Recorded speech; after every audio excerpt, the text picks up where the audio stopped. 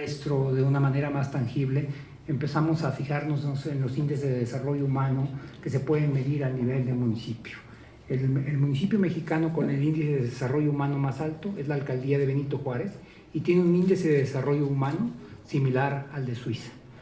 El segundo municipio, que es la alcaldía de Miguel Hidalgo, tiene un índice de desarrollo humano igual al del Reino Unido.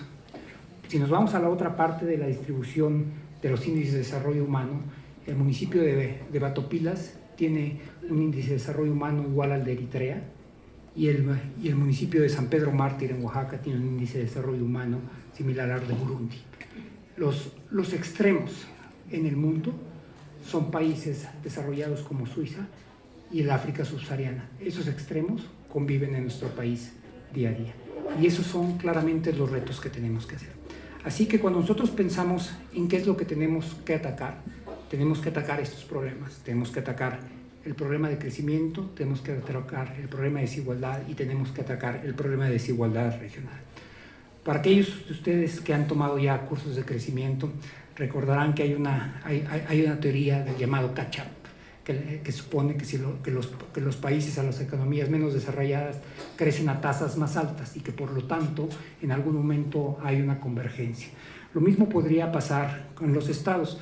Hay una versión un poco más sofisticada que dice que pueden estar convergiendo estados estacionarios diferentes y esto es lo que está pasando en las regiones en México.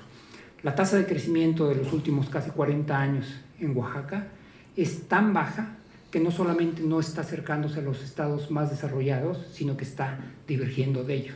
De hecho, si Oaxaca siguiera creciendo a las tasas que ha tenido en los últimos 30 y tantos años, le tomaría más de 180 años alcanzar a Nuevo León.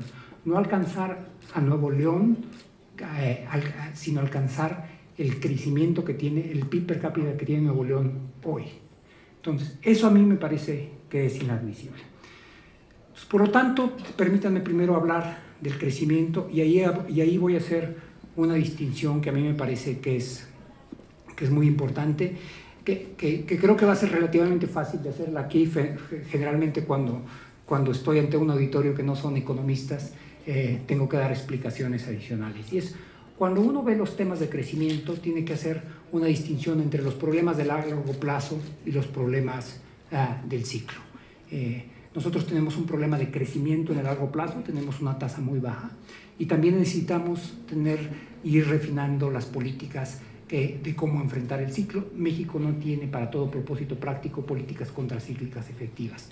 De hecho, como muchos de los países de América Latina, hasta hace relativamente poco el gasto era procíclico. Permítanme centrarme en la primera de ellas. ¿Cuáles son los que nosotros creemos que son algunos de los obstáculos más importantes para el crecimiento en México? Y ustedes pueden, aunque voy a hablar de problemas específicos, ustedes pueden hacer un mapeo a temas relacionados con la función de producción, etc. Si tomamos esta idea de que países que tienen un PIB per cápita similar deberían ser muy parecidos en el nivel de desempeño en algunas variables, cuando nosotros analizamos algunos de los obstáculos al crecimiento de México, podemos claramente encontrar 4 variables donde deberíamos estar haciendo las cosas mucho mejor y una que es una variable donde no necesariamente hay una gran diferencia con respecto a nuestros pares latinoamericanos, pero que importaría muchísimo si hiciéramos las cosas de manera diferente. Bueno, voy a empezar por las primeras. Todas las economías, y si ustedes vieran una matriz insumo-producto para ligarlo a algo que les debe ser familiar, van a encontrar que hay 2 sectores que aparecen en casi todos ellos proveyendo un insumo. Uno son los sectores de energía o de electricidad y el otro es el sector financiero. Tanto la pizzería de la esquina como el conglomerado probablemente requieren de algún préstamo para poder iniciar sus operaciones o crecer sus operaciones. México tiene un sector financiero con muy poca profundidad. Déjenme darle 2 ejemplos, 3 o 4 ejemplos mejor, sobre que ilustran esto.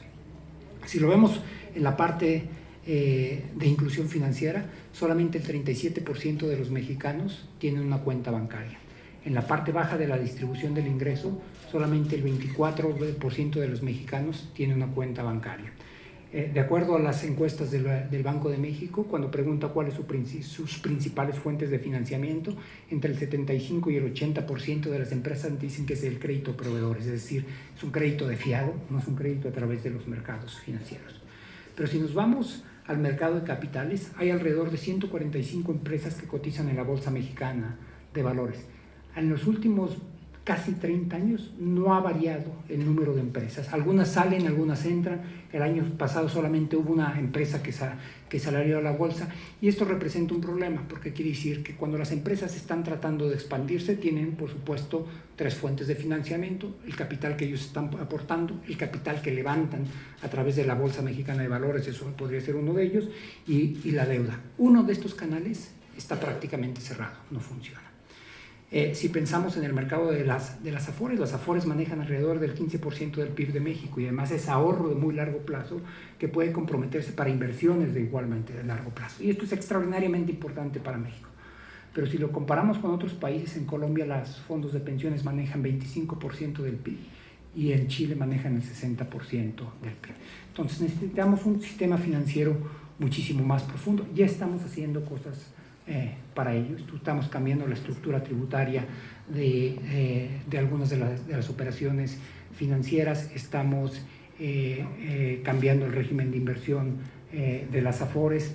El Banco de México está implementando y lanzó la semana pasada el CODI, que pretende ser este mecanismo a través del cual se puede pagar de teléfono a teléfono o de teléfono a un QR, y que en teoría va a ser un sustituto del efectivo, ¿no?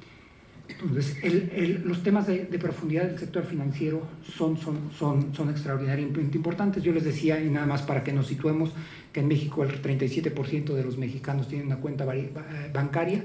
Los países de ingresos similares como Brasil o Argentina tienen alrededor del 70%.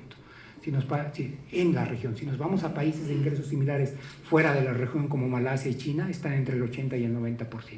Una economía que no utiliza bien los canales financieros es una economía que va a ir creciendo poco.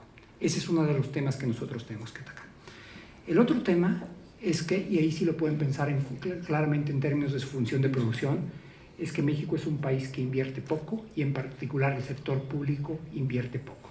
El país en su conjunto solamente invierte alrededor de entre el 22 y el 23% del PIB, y hacia el año 2018 llegamos a un piso donde la inversión pública llegó únicamente al 2.9% del PIB. Como ustedes saben, la inversión bruta es parte de lo que va a ayudar a construir el capital del país, y si el capital no está creciendo, el país no puede crecer. ¿Qué tenemos que hacer en este sentido?